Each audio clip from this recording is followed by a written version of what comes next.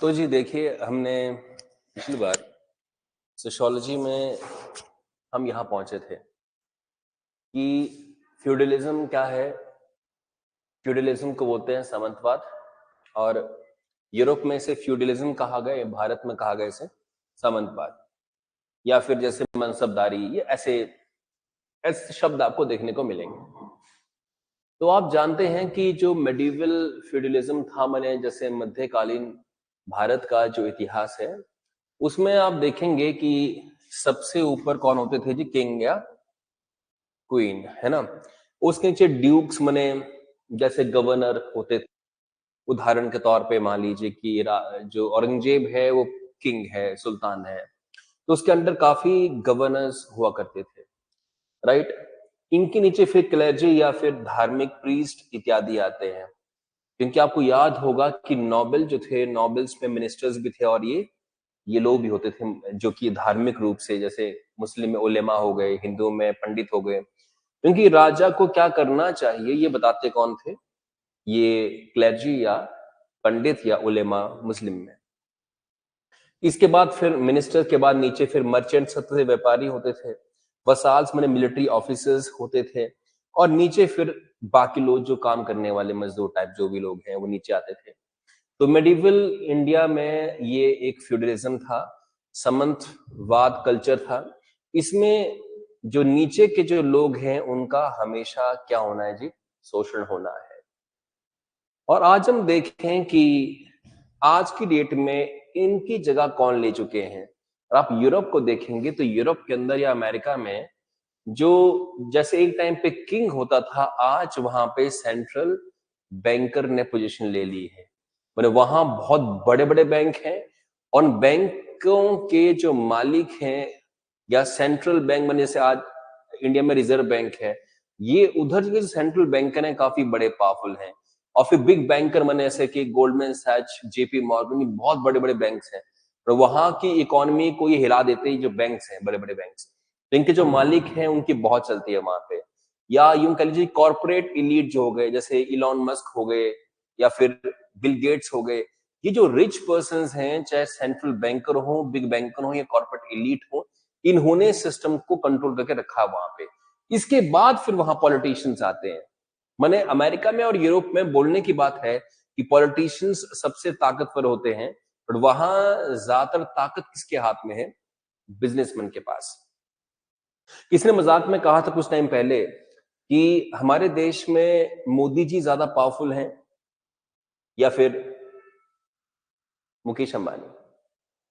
तो ऑब्वियसली आम लोगों को लगता है कि Modi ji is much more powerful than Mukesh Ambani.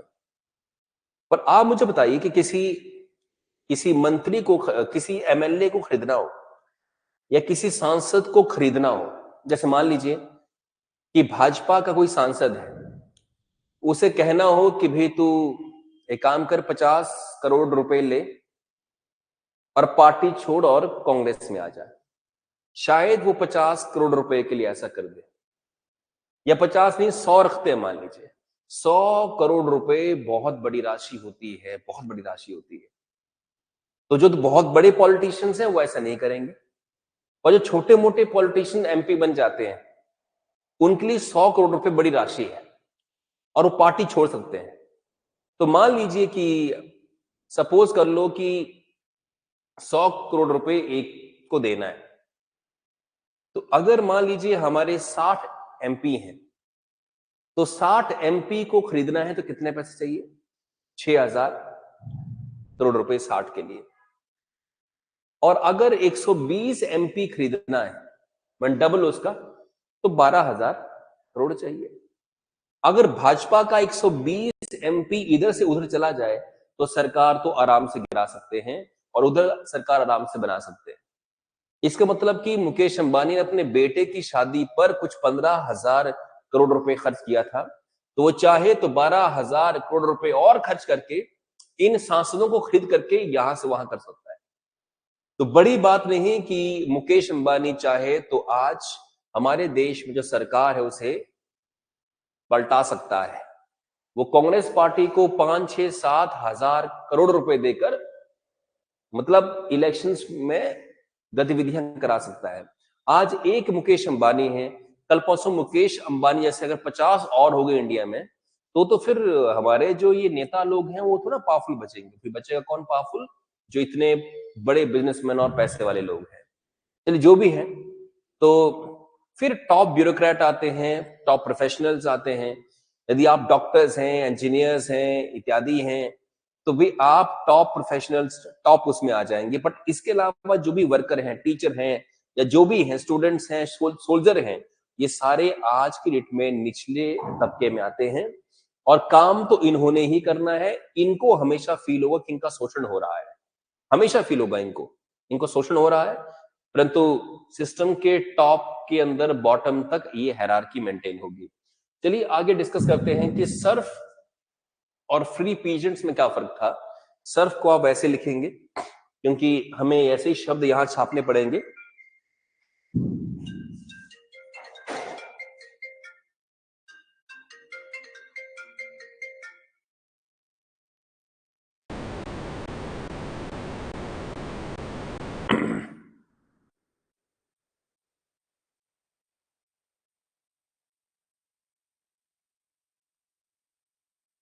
Just minute.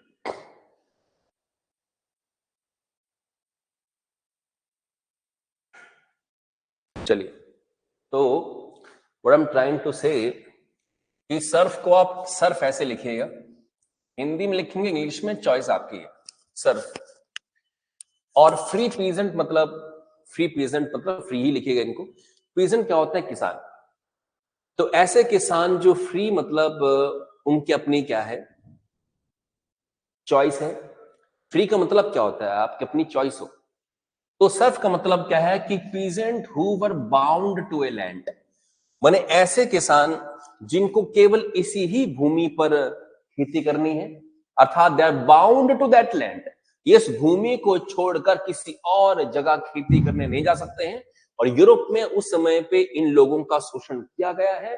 इनका काम था लगातार काम करते जाना, काम करते जाना, और मेवा खाएगा कोई और लिखेगा। सर्फ कौन थे? ये वो किसान थे जिनको एक भूमि के साथ जोड़ा गया था, जिनको एक भूमि के साथ जोड़ा गया था, अर्थात उनको उसी ही भूमि पर खेती करनी थी, अर्थात उनको उसी ही भूमि पर जो है वो क्या करना था जी? खेती करनी थी। ठीक है, उनको उसी ही भूमि पर खेती करनी थी। ठीक है जी।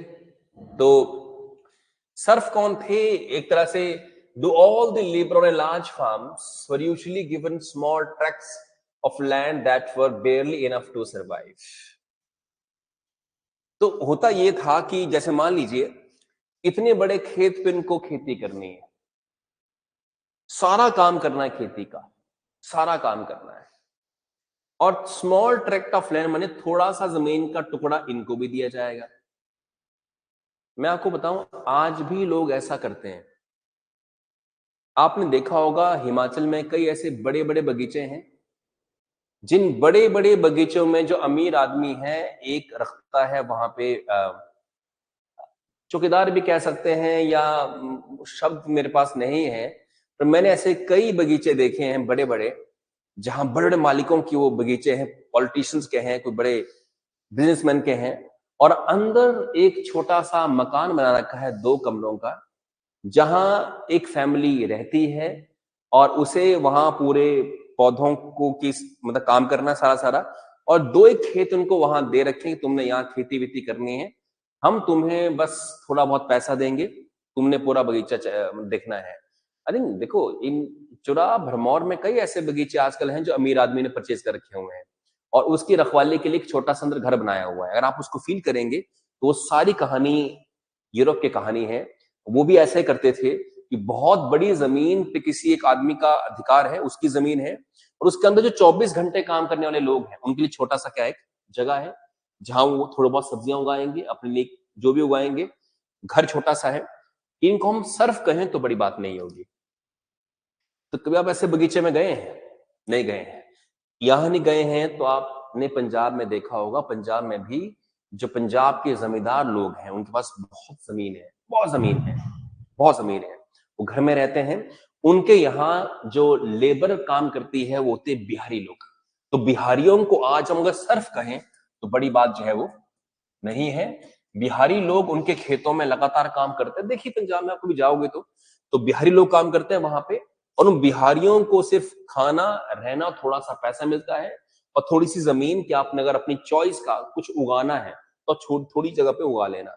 इसका मतलब क्या है, जैसे बिहारी को कहा गया है कि भाई तुमने इस खेत पर खेती करना है और जो कुछ फिर वहां से निकलेगा थोड़ा तुमको भी देंगे। तो कहीं ना कहीं जो सर्फ हैं वो ऐसे ही थे। पर सर्फ की मजबूरी क्या थी कि अगर उसको इस खेत के लिए बाउंड किया गया तो इस खेत को छोड़कर किसी और खेत पर खेती करने वो जा नहीं पाएगा, क्योंकि उसको इस खेत से बाउंड कर दिया गया है। गुलामी एक तरह की कि गुलाम हो तुम बस यहाँ के। तो लिखिएगा, सर्फ बहुत बड़े बड़े खेतों में काम करते थे। सर्फ बहुत बड़े बड़े खेतों में काम करते थे और उस बड़े से खेत में छोटी सी जगह दे दी जाती थी ताकि वो स्वयं के लिए भी थोड़ा सा उगा सके और महज जिंदा रह सके, ताकि वह स्वयं के लिए भी थोड़ा उगा सके और महज जिंदा रह सके। ये स्थिति थी। ठीक है जी। अगर सर्फ जो है, अगर उसको आजाद होना है, वो चाहता है कि अपनी मर्जी से वो कहीं भी खेती करने जाए, तो उसे मैनर मतलब बहुत बड़ा खेत, प्रॉपर्टी के ऊपर 366 दिन तक जो है काम करना है। यदि सर्फ चाहे कि वो आजाद हो जाए, यदि सर्फ चाहे कि वह आजाद हो जाए, तो उसे 366 दिन तक लगातार, तो उसे 366 दिन तक लगातार एक बड़े से खेत में खेती करनी होगी, काम करना होगा। अब फ्री पीजेंट्स कौन थे? Let's understand.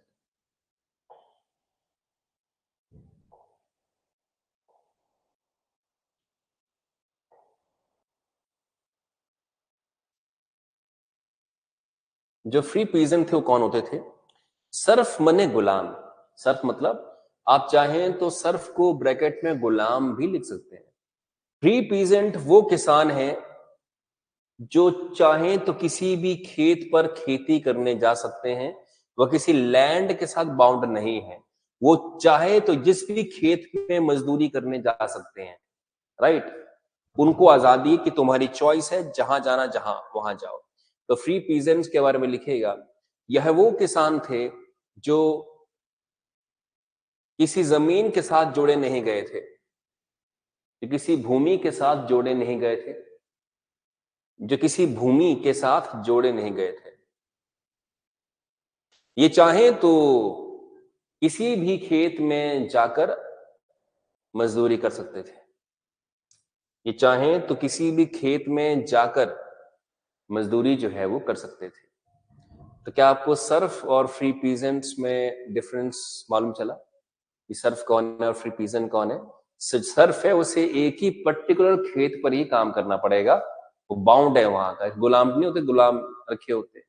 और जो फ्री पीजेंट हैं वो आजाद हैं, वो चाहे तो मेरे खेत में काम करें, वो चाहे तो आपके खेत में काम करें, वो चाहे तो आपके खेत में काम करें, उनकी चॉइस है। वो अपना श्रम किसी को भी बेच सकते हैं, किसी के यहां भी काम कर सकते हैं। चलिए, तो भाई ये स्थिति है। तो आज भी आप देखिएगा कि जो फैक्ट्रियों में मजदूर काम करते हैं, मेरे गांव में एक पर्सन है जो बद्दी नालागढ़ में काम करते हैं, तो उन्होंने मुझे बताया कि बहुत अनफेयर है दुनिया, बहुत ही अनजस्टिफाइड दुनिया है। कहते हैं कि वो जब मेस में लंच टाइम में खाना बनाते हैं, खाना खाते हैं, सॉरी, क्योंकि आप जानते हैं फैक्ट्रियों में जो लंच होता है बहुत सस्ता दिया जाता है कि मजदूर जो है वो तुरंत खाना खाए और काम पर जो है वो लग जाए। बहुत सस्ता, शायद 40 रुपीज की डाइट होती है कि 35 रुपए की डाइट होती है। तो उन्होंने कहा कि बहुत ही बेकार खाना, नमक, कोई खास नमक का टेस्ट नहीं होता, दाल का टेस्ट नहीं होता। और कहते हैं कि जो मैनेजर लोग होते हैं, जो इंजीनियर्स लोग होते हैं, जो थोड़ा सा ऊपर की हायरार्की में आ गए ना, थोड़े जो टॉप प्रोफेशनल्स हैं, जीएम है, पीएम है, मैनेजर्स टाइप हैं लोग, इंजीनियर्स हैं टॉप, तो कहते हैं कि उनका एक अलग कैंटीन है, हमारी कैंटीन अलग, और शीशा लगा होता है और उनकी कैंटीन अलग है। वो नजर आती है हमको, उनकी कैंटीन अलग है, और कहते हैं कि उनके लिए बहुत अच्छे से फ्राई होकर देसी घी में लगता तड़का और वो उनको अलग परोसते हैं। तो कहते हैं बड़ा अनजस्टिफाइड है। बट क्या सभी को देसी घी में खाना खिलाया जा सकता है? नहीं मुमकिन है ना, सभी को नहीं मिल सकता है। क्या सभी को डायमंड रिंग मिल सकती है? क्या नहीं मिल सकती है भाई। दुनिया का नियम यही है कि जो अच्छी चीजें हैं वो बहुत कम है, तो सभी को दे नहीं पाएंगे, उसी को दे पाएंगे जो उसके लिए ज्यादा क्या होगा, डिजर्विंग या काबिल। दैट इज वाई अगर आपके पास स्किल नहीं है, आपके पास हुनर नहीं है, और आप बिल्कुल नीचे की कैटेगरी में काम कर रहे हैं, तो मैंने अगर हम इस कैटेगरी में हैं तो हमारा केवल और केवल क्या होना जी, शोषण होगा हमारा। देखो रोड पर मजदूर काम कर रहे होते हैं, उनका ठेकेदार गाड़ी पे आता है और डर डर के मजदूर फिर काम कर रहे होते हैं। बड़े बड़े मॉल के मालिक काम नहीं करते हैं, वो घूम रहे होते हैं, उनके नीचे एम्प्लॉय काम कर रहा होता है, उन्हें एक मैनेजर रखा होता है, मैनेजर की ड्यूटी क्या होती है कि उनसे काम करवाना। ठेकेदार ने रखे होते हैं सुपरवाइजर, सुपरवाइजर की जॉब क्या है, मजदूरों से ठीक तरीके से काम करवाना। तो बोलने का अर्थ क्या है भाई, कि अगर निचली कैटेगरी में अगर हम हैं तो हमारा शोषण होगा ही, और हम शोषण से बाहर निकल नहीं पाएंगे। एक ही तरीका है बस कि ऊपर के हायरार्की में मूव करना। तो जब आपकी गवर्नमेंट जॉब लग जाएगी तो आप यहां से ऊपर के हायरार्की में जो है मूव कर जाएंगे, और फिर आपका जो थोड़ा बहुत शोषण जो हो सकता है वो फिर होना जो है वो बंद हो जाएंगे, क्योंकि आपकी टाइम पर सैलरी आएगी, आप काम कम करें ज्यादा करें खास कोई पूछने वाला नहीं है, आपको छुट्टियां अच्छे से मिल जाएंगी, चिंता नहीं है। ठीक है, चलिए अब है डार्क एज। मैंने डार्क क्या होता है, युग मैंने काला युग है ना, काला का कोई और शब्द हो सकता है काले के लिए सिनोनिम्स? अंधेर युग, अंधेर युग, काला नहीं अंधेर युग कहिए इसे। आप जानते हैं कि युग ऐसा भी था, हम द्वापर युग कहते हैं, त्रेता युग कहते हैं। तो अंधेर युग मैंने कैसा युग हुआ, डार्क एज क्या हुई, इस युग में लोगों की सोच पर अंधेरा छाया था। हम कई बार नहीं बोलते हैं कि यार तुम्हारी अकल पर अंधेरा क्यों छाया हुआ है? तो अंधेरे का मतलब लिटरली अंधेरा नहीं है कि रात का समय हो गया है, अंधेरा माने ज्ञान का अंधेरा, डार्कनेस ऑफ नॉलेज। नॉलेज ही नहीं है, ज्ञान ही नहीं है, दिमाग काम ही नहीं कर रहा है, दिमाग चल ही नहीं रहा है, तो उसे डार्क एज कहते हैं। ये समय है 13वीं शताब्दी का। मैं पहले आपको समझाऊंगा फिर आपको लिखवाऊंगा। पहले आप इस पिक्चर को समझिए, पिक्चर क्या दिखा रही है आपको? ये पिक्चर दिखाती है कि राजा घुटनों के बल है। ठीक है जी, राजा क्या है, घुटनों के बल है। दिख पा रहे हैं आप घुटनों के बल कि नहीं? तो राजा जो है घुटनों के बल है, और ये सामने कौन आपको नजर आ रहा है? जिनको मुकुट पहना रहे हैं, मुकुट। ये है एक धार्मिक व्यक्ति। यदि चर्च है तो चर्च का पोप, और अगर हिंदू धर्म है तो कोई पंडित। आप जानते हैं कि हमारे देश में भी ब्राह्मण सबसे ऊपर, पढ़े ना वेद आपने, ब्राह्मण सबसे ऊपर, फिर कौन आते हैं? क्षत्रिय। तो ये क्षत्रिय हुआ और ये कौन हुआ? ब्राह्मण हुआ। तो तब भी कहा गया कि ब्राह्मण क्षत्रिय से क्या है, बड़ा है। तो आप देखेंगे वहां पे भी सेम बात हो रही थी। कोई कहे कि हिंदुस्तान के अंदर जो है ब्राह्मणों ने भेदभाव किया, अरे भाई ब्राह्मणों की ही बात नहीं है, वर्ल्ड में हर कहीं। अगर क्रिश्चियंस हैं तो क्रिश्चियन धर्म में जो टॉप लोग हैं, जो पोप हैं, वो वही सेम काम कर रहे हैं। मुस्लिम हैं तो उलेमा सेम काम कर रहे हैं। तो धर्म को के जो रिप्रेजेंटेटिव थे, जैसे भारत में थे ब्राह्मण, वो अपना कद राजा से बड़ा रखते थे। राजा के पास ताकत बेशक थी, बट राजा घुटनों के बल एक ब्राह्मण या पंडित या जो भी उसका गुरु है, उसको राजगुरु के सामने खड़ा है, और ये इनको मुकुट पहना रहे हैं, राज्यभिषेक हो रहा है इसका। समझा आप? तो इट शोज दैट कि जो धार्मिक लोग थे उनकी ताकत राजा से क्या है, ज्यादा है, और अगर वो अड़ जाए तो राजा को उनकी बात माननी पड़ेगी। ठीक है जी। तो एक तरह से ये स्थिति शो करती है कि जो एडमिनिस्ट्रेटर है, जो राजा है, जिसकी ड्यूटी प्रजा की रक्षा करना है, प्रजा की लाइफ को बेटर करना है, वो नतमस्तक किसके आगे है? धार्मिक रिप्रेजेंटेटिव के आगे नतमस्तक है। अब ये जो है, ये बहुत, इन्होंने जो सिस्टम बना दिया ना, उस सिस्टम को सबको मानना है, सबको मानना है। जैसे भारत में इन्होंने बोल दिया कि राजन तुझे अश्वमेध यज्ञ करना पड़ेगा, अश्वमेध यज्ञ, या फलना यज्ञ करना पड़ेगा, तो होगा, ऐसा होगा तो वैसा होगा। या फिर राजन ये तुम्हारा जो काम है ये धर्म संगत नहीं है, तो राजा को वो काम बंद करना पड़ता था। ठीक है जी। तो जो ये धार्मिक लोग थे, जैसे भारत में ब्राह्मण, इन्होंने राजा को नियंत्रित किया। अब इन्होंने राजा के साथ साथ जो है जनता को भी क्या किया जी? नियंत्रित किया। जो जनता है वो ये समझती थी कि हमारे साथ जो भी बुरा हो रहा है ये हमारे पिछले जन्मों का शायद फल है। तो ब्राह्मणों ने उनको ऐसे समझा दिया कि भाई तुम पिछले जन्म में जो बुरा करके आए हो, इसलिए तुम्हारे इस जन्म में तुम्हारे साथ बुरा हो रहा है। तुम इस जन्म में अच्छे कर्म करो, ब्राह्मणों की सेवा करो, तो तुम्हारा अगला जन्म जो है अच्छा हो जाएगा। जिस कारण से आम जनता सोच ही नहीं पा रही थी, ब्राह्मणों ने सोचने की क्षमता खत्म कर दी लोगों की। कोई आदमी क्वेश्चन ही खड़ा नहीं कर पाया कि ऐसा क्यों, ऐसा क्यों? ब्राह्मणों ने कहा कि तुम दलित हो या जो भी है, शूद्र हो, तुम अछूत हो, तुम्हें भगवान ने दंड दिया है, तुम चंडाल हो। तो इस तरह से हर आदमी जो है वो शोषण उसका होता रहा, शोषण उनका करते गए, पर उनके दिमाग में ये क्वेश्चन नहीं आ पाया कि यार ऐसा क्यों है, पिछला जन्म जो ये बोल रहा है सच भी कि नहीं है। तो उसको बोलते हैं क्या जी? डार्क एज, जहां धार्मिक रिप्रेजेंटेटिव ने लोगों का क्या किया?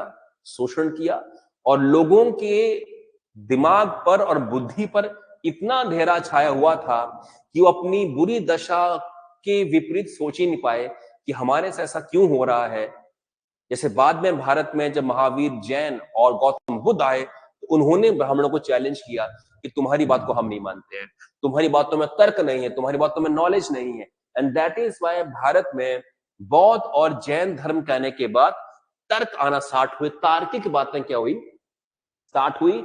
और इसी कारण से आप देखेंगे कि जो मगध एम्पायर है, जो इंडिया में जिसने शासन किया, वो सारे किंग या तो बौद्ध थे या तो जैन। देखना, आप हिस्ट्री पढ़ना, तो ये शो करता है कि ब्राह्मणों को चैलेंज भारत में किसने किया? बौद्ध धर्म और जैन धर्म में, मैंने गौतम बुद्ध और महावीर जैन, दो हस्तियां निकली। तो उससे पहले लोगों का शोषण होए जा रहा था, लोगों को उत्पीड़न होए जा रहा था, उनका दिमाग बस काम नहीं कर रहा था कैसा क्यों हो रहा है। समझा? तो इज इट ट्रू नॉट? आज भी गांव में कई लोग ऐसे बोलते हुए नजर आएंगे आपको कि हमारी शायद कंडीशन इसलिए खराब है क्योंकि हमने पिछले जन्म में किसी का शायद बुरा किया होगा, जिस कारण से वो जैसी स्थिति में है उसी स्थिति में रहना सीख लेते हैं। ये प्रॉब्लम है, इसको बोलते हैं डार्क एज। तो आज की डेट में भी कई लोग हो सकता है डार्क एज में जो है वो जी रहे हैं, but larger than I think आज की डेट में बहुत सारे लोग ऐसे हैं जो शिक्षित हैं, और शिक्षा आने से सबसे पहले क्या हमारे अंदर आता है? एक तरह से विद्रोह पैदा होता है। जब हम एजुकेशन लेते हैं तो हमारे अंदर क्या पैदा होता है? जो विद्रोह पैदा होता है। हम चैलेंज करना चाहते हैं किसी चीज को, हम उसको अपोज करना चाहते हैं, सिस्टम को चैलेंज करना चाहते हैं। यही तो एजुकेशन का महत्व है। तो डार्क एज में लोग अनपढ़ थे, एजुकेशन थी नहीं, और इसलिए भारत में देखना आप, ब्राह्मणों ने लिखकर दिया था कि जो संस्कृत है वो कौन पढ़ेगा? या तो ब्राह्मण या तो फिर क्षत्रिय। वैश्य और शूद्र को संस्कृत पढ़ने की इजाजत नहीं थी। तो जब शूद्र को मालूम ही नहीं चलेगा कि ग्रंथों में लिखा क्या है, तो ब्राह्मण तो कोई भी बात घुमा फिरा के उनको बोल देगा और वो उसे सच मान लेंगे, क्योंकि फाइनल जो इंटरप्रिटेशन करेगा धार्मिक ग्रंथों की वो कौन करेगा? ब्राह्मण करेगा। तो वही जानता है सच्चाई क्या है, और आम आदमी तक उसकी सच्चाई पहुंच नहीं पाती थी। चलिए, और इसी कारण से जब महावीर जैन और दैट इज गौतम बुद्ध ने उन धार्मिक ग्रंथों को पढ़ा, मेडिटेशन करी, ध्यान करा, भटके, उन्होंने कहा कि फालतू बातें सारी जो बताते हैं ऐसा कुछ है ही नहीं। उन्होंने कहा हम भगवान को नहीं मानते, उन्होंने कहा हम वेदों को नहीं मानते। हैव यू सीन दैट और नॉट? तो उसी चीज से चीज हुई है। लिखिएगा, इसके अंदर भी समय कम है इसलिए मुझे थोड़ा जल्दी बातें करनी पड़ रही हैं, समय कम है, लिखिएगा। हेडिंग डाली आपने इसमें? हेडिंग क्या डाली आपने इसमें? है? कौन सा युग? अच्छा ठीक है, देखिए जी, 13वीं शताब्दी के आसपास के समय को 13वीं शताब्दी के आसपास के समय को अंधेर युग कहा जाता है। 13वीं शताब्दी के समय को अंधेर युग कहा जाता है क्योंकि इस समय में आम आदमी हेल्पलेस था। मतलब जो भी हिंदी में बनता है, इस समय में आदमी जो था वो क्या था जी? हेल्पलेस था। इस समय में आदमी, व्यक्ति हेल्पलेस था, माने एक तरह से वो मजबूर था। ठीक है जी। राजा का रूल क्या था? आर्बिट्रेरी। राजा अतरंगी तरीके से शासन करते थे और कोई नियम कानून थे ही नहीं, और कोई नियम कानून थे ही नहीं। यूरोप में चर्च का राजा पर बहुत बड़ा प्रभाव होता था। यूरोप में चर्च का राजा पर बहुत बड़ा प्रभाव होता था। यूरोप में चर्च का राजा पर बहुत बड़ा प्रभाव होता था। इसी कारण से वह राजा को भी नियंत्रित करते थे, क्योंकि राजा धर्म आधारित शासन करना चाहता था, या राजा धर्म आधारित शासन करना चाहते थे, क्योंकि राजा धर्म आधारित शासन करना चाहते थे। तो राजाओं में भी डर था ना धर्म का, कि कुछ हम ऐसा ना करें कि मरने के बाद हमको, या होता ही है जब आप इतनी बड़ी पोजीशन पे होते हैं तो आप थोड़े सस्पिशियस तो होते हैं कि ऊपर वाले की मेहरबानी होगी तो ही हम इतना कुछ कर पाएंगे, कि कोई आप पर हमला कर देगा, कुछ हो जाएगा तो यू आर सस्पिशियस। एक आम आदमी जो था वो उतना डरता नहीं है, वो जो बड़े बड़े पदों पे होते हैं डरते वो बहुत ज्यादा है अपने पद को लेकर। ठीक है जी। तो चर्च इनको कंट्रोल करती थी और इस तरह से जो है वो चीजें हुआ करती थी, और आम आदमी का उत्पीड़न होता था। ठीक है जी। इसके बाद क्या हुआ? एनलाइटनमेंट पीरियड आया जी। एनलाइटनमेंट, इसमें क्या हुआ कि लोगों ने सोचना स्टार्ट कर दिया। लोगों ने, व्हाट इज एनलाइटनमेंट? मतलब इसका मतलब होता है कि पुनः, दैट इज ज्ञान का कुछ उत्पत्ति हो जाना। एनलाइटन होता है जब आप ज्ञान को हासिल कर लेते हैं, तो ज्ञान प्राप्ति, कुछ हम ऐसा कह सकते हैं, ज्ञान प्राप्ति काल ऐसे लिखिएगा आप। एनलाइटनमेंट माने ज्ञान प्राप्ति काल, माने अब लोगों के पास ज्ञान आ रहा है। डार्क युग एज में लोग अज्ञानी थे, ज्ञान था नहीं, और जब तक ज्ञान नहीं होता है तो आप एनिमल के जैसे होते हैं। जैसे एनिमल को हम हल से जोतते हैं खेत में, तो कभी वो सोचते नहीं कि हमारी दशा ऐसी क्यों है, क्यों हमारा शोषण हो रहा है ह्यूमन के द्वारा। तो वही बात हम हटे और लोगों ने सोचना स्टार्ट कर दिया। देखिए, इस समय में लोगों ने पढ़ना लिखना और सोचना शुरू कर दिया। पढ़ना लिखना और सोचना शुरू कर दिया, जिस कारण से समाज में ऐसे कई विद्वान पैदा हुए जिन्होंने चर्च, भगवान और राजा के कार्यों पर सवालिया निशान लगाना स्टार्ट कर दी कि भी ऐसा क्यों, ये सही नहीं है, या उसको तार्किक हो गए बहुत ज्यादा, वो सवाल खड़े करना या सवालिया निशान लगाना शुरू कर दिया। ठीक है जी। और इसी कारण से ही वाणिज्यिक और वैज्ञानिक क्रांति का उदय हुआ, कि जब लोगों ने सोचना स्टार्ट किया तो वो कुछ और अलग कर पाए, डिफरेंट कर पाए। इसी कारण से वाणिज्यिक और वैज्ञानिक क्रांति का उदय होता है, और इसी से ही फ्रांसीसी क्रांति और औद्योगिक क्रांति देखने को मिलती, और इसी से ही फ्रांसीसी और औद्योगिक क्रांतियां देखने को मिलती है। फ्रांसीसी एंड औद्योगिक क्रांति, शायद इसी कारण से ही तो हमारा जो ये सब्जेक्ट है सोशियोलॉजी डेवलप हुआ। जब समाज के लोगों ने सोचना स्टार्ट करा when they started thinking about this, तो ये बनता है। और इसी को बोलते हैं पीरियड ऑफ रेनेसेंस, माने पुनर्जागरण का काल। पुनः जागरण बोलते हैं ना हिंदी, पुनः जागरण। जैसे मैन ऑफ रेनेसेंस कौन रहा है भारत में? किसको बोलते हैं भारत में मैन ऑफ रेनेसेंस? या रेनेसां भी बोलते हैं, रेनेसां, रेनेसां। पुनः जागरण जिसने किया भारत में वो थे राजा राम मोहन रॉय, जिन्होंने कहा कि सती क्यों हो रहा है, गलत है ऐसा करना। तो अभी तक लोग ये समझते थे कि सती होना अच्छी चीज है क्योंकि लिखा है बस, होगी तो ये बहुत बड़ा पुण्य है और जन्नत जाएंगे, सॉरी स्वर्ग जाएंगे वो जो सती हो रही है। तो उन्होंने कहा ये लॉजिकल है, गलत है, ये क्रूरता है। तो देखो आज हम सती को गलत कहते हैं। तो तब अगर वो नहीं होते तो हमारे देश में बहुत ऐसी प्रथाएं थी जो गलत थी, वो हो रही थी। लेकिन इसी समय को पुनः जागरण का समय भी कहते हैं, इसी समय को पुनः जागरण का जो है वो समय भी कहते हैं। तो अब इस समय में लोग हर चीज को क्वेश्चन कर रहे हैं। और आप देखिएगा आज की डेट में इतने तार्किक लोग हैं कि आप इंटरनेट पे कोई एक वीडियो बना के देखिए तो 50% लोग आपको क्रिटिसाइज करना स्टार्ट कर देंगे कि गलत है आप, राइट? या 70% लोग बोलेंगे आप गलत हैं।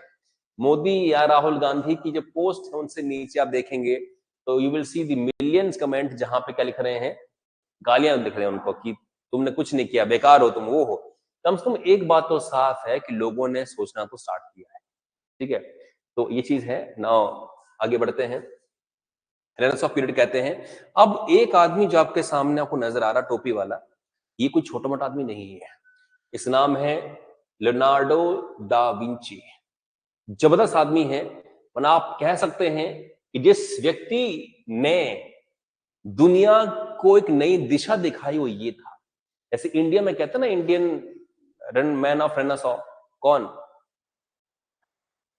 तो वैसे ही विश्व में जो रेनेसां मैन कहा जाता है, पुनः जागरण का, मुझे हिंदी में पूरा आ नहीं रहा है कि रेनेसां को क्या बोलते हैं, ठीक है जी? पुनः जागरण वाला करने वाला मतलब एक तरह से नई सोच देने वाला व्यक्ति, तो उसे बोलते हैं लियोनार्डो दा विंची को। तो लिखिएगा, डाल दीजिए Leonardo da Vinci, Leonardo da Vinci. ये बंदा पेंटर भी था, साइंटिस्ट भी था, म्यूजिशियन भी था और फिलोसोफर भी था। चेक करूं मैं रेनेसां को क्या बोलते हैं हिंदी में, ताकि जो है वो आपको अच्छे से मालूम चल जाए।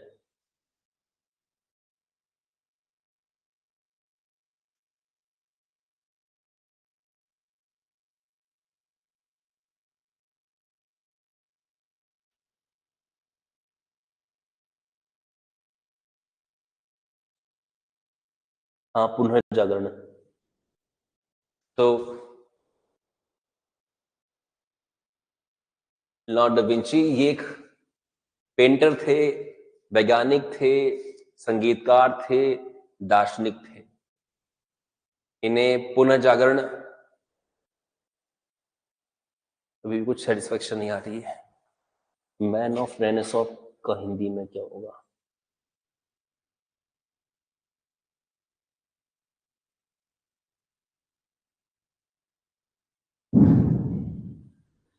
पुनः जागरण पुरुष ही कहते हैं जी, पुनः जागरण पुरुष। तो विश्व के पुनः जागरण पुरुष जो हैं वो लियोनार्डो दा विंची हैं। इन्होंने बहुत सारी चीजें जो हैं वो एक तरह से क्वेश्चन की थी, बहुत सारी व्यवस्थाओं को क्वेश्चन किया था और कहा था ये गलत है जो भी है। अब देखिए जब क्रांतियां आई तो जब स्टीम इंजन डेवलप हुआ, स्पिनिंग जेनी डेवलप हुआ। स्पिनिंग जेनी मतलब जैसे धागा नहीं बुनते हम, तो आप देखेंगे कि जो धागा होता है पहले जो भेड़ बकरी उनकी ऊन निकाली जाती है, उसे थ्रैश किया जाता है, फिर उस एक स्पिनिंग व्हील होता है जिसको चरखा नहीं बोलते, चरखा एक तरह से। तो जो चरखा होता है उसने बहुत सारी दुनिया चेंज करी है, क्योंकि चरखा चलाकर हम लोगों ने जो है वो धागे बुनना स्टार्ट किए हैं। तो स्पिनिंग जेनी और जब स्टीम इंजन मार्केट में आया, जो साइंटिफिक डिस्कवरी थी, तो इससे दुनिया काफी जो है वो बदल गई। क्योंकि अब जो लोग हैं वो किसी राजा पर डिपेंडेंट नहीं है, अपना काम कर रहे हैं। जैसे आज की डेट में जो प्राइवेट बिजनेसमैन है, जो ठेला लगा रहा है, जिसकी दुकान है, वो सरकार पे कहां डिपेंड है? सरकार चाहे कांग्रेस की हो या भाजपा की, उससे क्या मतलब उसी से? सरकार से वो क्या ले रहा है? सरकार से कौन सी सहायता वो ले रहा है? कौन सी फैसिलिटी ले रहा है? कोई फैसिलिटी नहीं। तो इससे क्या हुआ? लोग सेल्फ क्या हो गए? डिपेंडेंट। समझा आप लोग? तो लिखिएगा, भाप इंजन और स्पिनिंग जेनी बनने से लोग सेल्फ डिपेंडेंट हो गए। लोग सेल्फ डिपेंडेंट हो गए और एक नए युग की शुरुआत हो गई। और एक नए युग की क्या हो गई जी? शुरुआत हो गई, नए युग की। ठीक है भाई, चलिए लीजिए ब्रेक, और कल हम डिस्कस करेंगे कार्ल मार्क्स को। कार्ल मार्क्स 2 दिन चलेगा।